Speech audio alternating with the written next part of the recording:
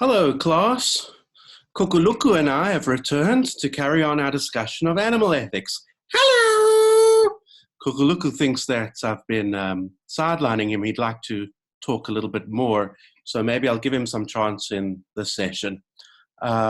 We were presenting before the argument about animal welfare from Peter Singer, along with a couple of objections. And then we moved on to the argument about animal rights from Tom Regan. And I want to consider some, and I think we considered some objections against that too, but I want to consider some further objections now and some replies to those objections and so on. So let me share my slides.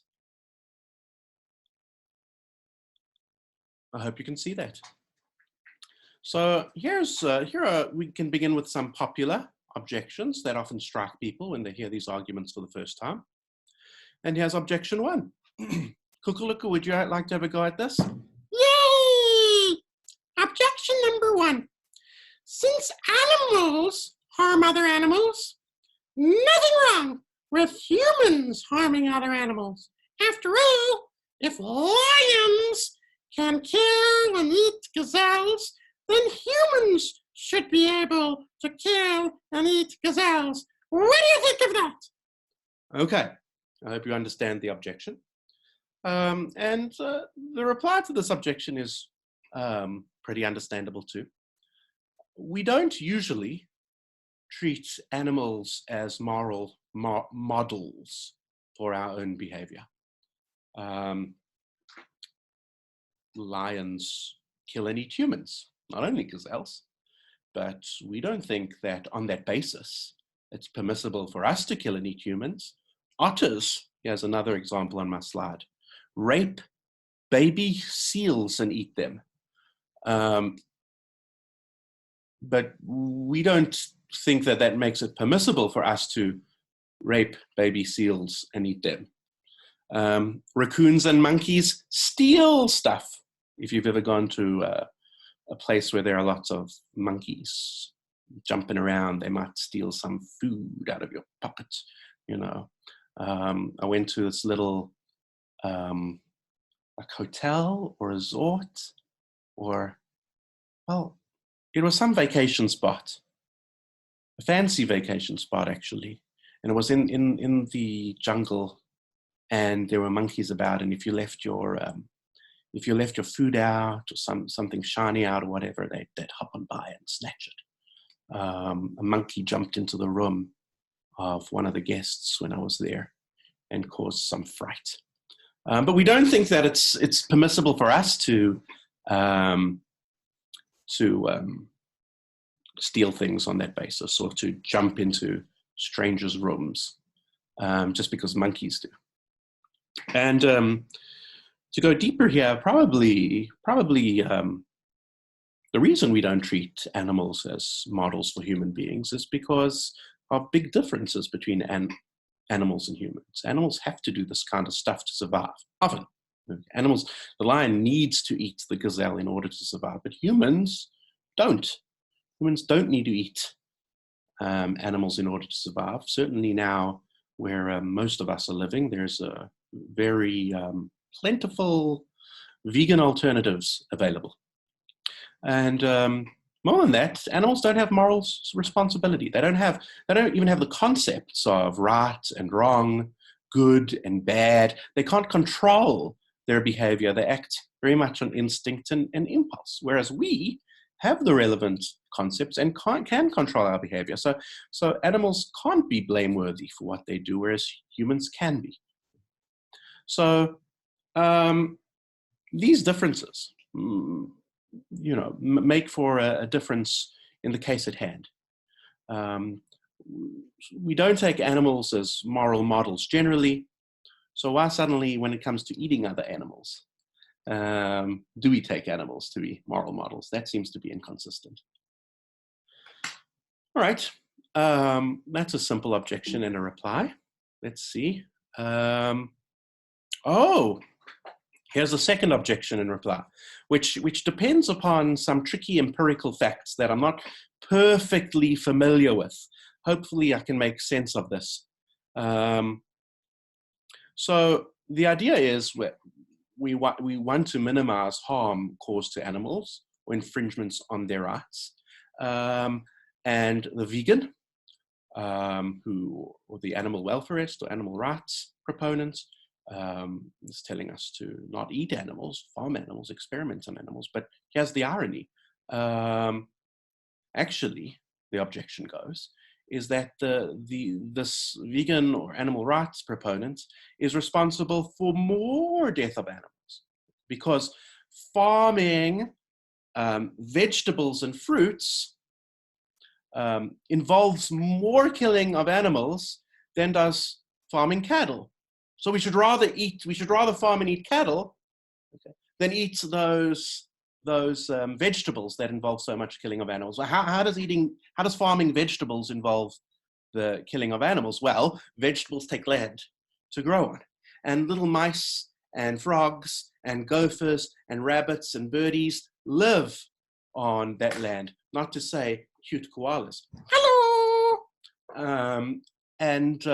When we farm that land and plow over them with tractors, they get squished. Lots of little mice and birds and rabbits get squished by the tractors that are farming land for our vegetables, for our fruit, for our crops. So we should farm less land. We should use less land for farming vegetables, and rather the idea is eat animals, eat a cow. Okay, there's one cow killed as opposed to many mice. Now, the reply to this objection is that it overlooks a crucial fact. That is that we need to feed the cow. Okay. And we feed the cow vegetables. Okay, we feed the cow corn. And so we need to grow that corn in any event. Okay. And feeding the cow that corn is going to involve much more farming and labor, okay, and the squishing of rabbits and mice and little birdies than than farming those vegetables for humans directly. Okay.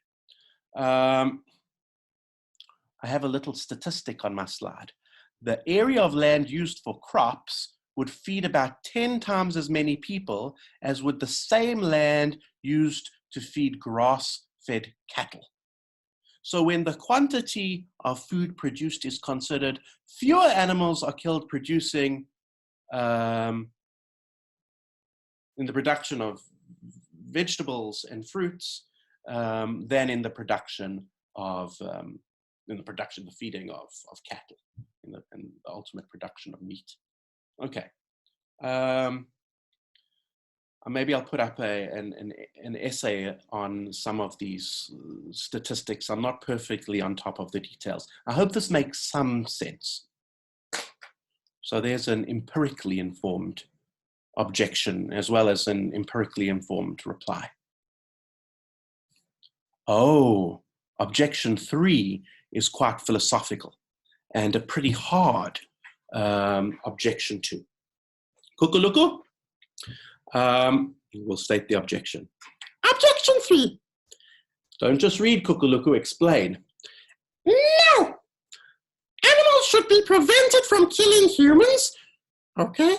If a lion, for example, is about to leap on and devour a child, what we do is shoot the lion if we have to, in order to save the child.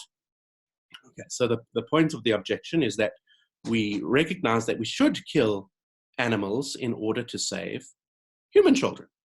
But if animals have the same rights, or if they have the same moral considerability as humans do, or maybe even we needn't stipulate that they have the same rights or the same degree of moral considerability. If they have, if we should consider animal interests or rights at all, then it stands to reason that we should prevent the lion from killing a gazelle, just as we'd shoot it to save the innocent child. So too should we shoot the lion to save the innocent gazelle. But that seems crazy. Okay. Who thinks that we should shoot lions in order to save gazelles? If the gazelles have interests in rights, though, it stands to reason that we should. So conclusion, probably gazelles and other animals don't have interests we should be considering. Okay, probably gazelles and other animals don't have rights. You took over presenting that objection. It was my turn. Okay. Kukuluk is a little unhappy, but I get carried away. So what do we say about this problem of the child and the gazelle? Well, here is a reply. By the way, I think I've seen this problem in the literature from Carl Cohen.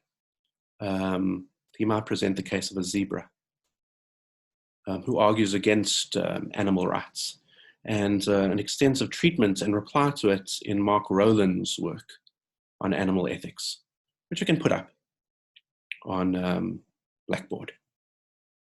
So here's a way, this reply gives us a way of thinking about why we should intervene and shoot the lion to save the human, but not intervene and shoot the lion in order to save the gazelle. Even while the gazelle does have rights, even while the gazelle does have interests, whether or not they should be considered as seriously as those of the child. And the reply is based on a kind of analogy with our thinking about interventions in human societies, in different human societies. Now, this itself is a controversial matter. Of course, there's philosophical debate about when we should intervene in other societies, militarily, in terms of human aid, and so on. So this reply is going to itself get us entangled in some knotty philosophical questions if we should pursue it for a while. But the basic point, the basic idea, is that some people think that while we should intervene to save humans in our own society, we should be a lot more restrained when it comes to intervening in other societies. Okay, live and let live, maybe, is the moral here. Okay, so if there are criminal gangs in your own society, your police or military can intervene to stop these gangs from hurting you. But you tend not to think that you should send your police and your military into other societies, into other states in order to save them from similar gangs. I mean, there are gangs in different states in the world, and they do some bad stuff, while our police and our military would intervene to save us from such gangs if they can in our own state. We don't typically send them off to intervene in other states, right? There are exceptions. Maybe you think we should send off our police and our military to intervene when some genocidal maniacs are busy slaughtering people in other states. But this typically we don't, and we don't think we should.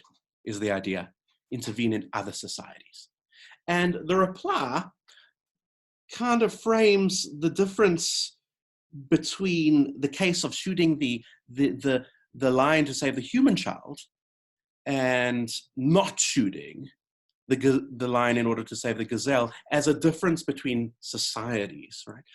So there's human society, which we can use certain measures to protect, and animal society, which we should be more restrained about. So when a member of our society is threatened by a lion, we can kill the lion. If a member of our society were threatened by a member of another society, we might defend that person from the member of the other society. Okay, we might shoot somebody from another society or state who comes into our own territory or is threatening otherwise one of our own. But we wouldn't shoot. We'd be much more reserved about intervening if this victim were somebody from another society. Okay, that's the point. So the gazelle being, as it were, someone from another society, we're more restrained in intervening. We shouldn't intervene. I hope this makes sense. To reiterate, because it's a subtle point. The puzzle is why, if animals have rights, do we not intervene to save an animal from a gazelle, from a lion, just as we would intervene to save a human from a lion? And the reply is that we don't intervene in other societies. Typically, we shouldn't. The animal society is different, okay, and we shouldn't intervene in it to save a gazelle. While we should intervene to save a member of our own society who's threatened by a lion. Okay, that's the reply. And here is a reply to the reply. So maybe the objection will leave standing. And things get subtler here. So consider this case. A lion is about to leap on not a child from our own society, as you probably were already picturing it, but a foreign child. Okay, imagine a child from a foreign state across the world is standing before a lion that's about to leap on it and devour it. Wouldn't you shoot? Shouldn't you shoot the lion if that's the only way you can save the child? Yes, is the thought. Okay. But the child, it would seem, belongs to another society. So just as the gazelle, we thought belonged, we said the reply stipulated belonged to another society. So it's in sometimes we're saying that we should shoot lions in order to defend members of another society, and sometimes we shouldn't. How do we make sense of that? How could that be consistent? You might say that the foreign child does belong to your society insofar as it belongs to the human society. But what we said beforehand to motivate the reply was that we divide human societies more finely. Okay. The reply originally distinguished, in order to make sense of how we can intervene to save one of our own, but not intervene the animal. The reply distinguished between different human societies, okay, and had a foreign child, for the sake of intervention, be a member of another society. That's why we couldn't send our police off or military off to save that child from gangs in its own society. So if you're following, and don't worry if this has become, I'm getting a little distracted myself, this is becoming very entangled. Okay, don't worry, it's just one of many objections. So long as you understand some of the objections, we're fine. Okay, but if you've been following, the dialectic has at once had the child belong to our own society, okay, and not belong to our own society, and that seems to be a contradiction. Is there a way to save the reply? So, I reached the end of the objections I was considering there. Kukuluku might be upset I didn't give him much chance to present. I'll give you more chance in the next class, Kukuleku. Oh, it'll be okay. It'll be okay. So I will end this very short section, shorter than I expected now, and we'll have another class, I think, on animal ethics, on Peter Carather's arguments against animal rights. And then I'll move on to talking about meta-ethics, which is a different kind of animal entirely. Thank you for your time.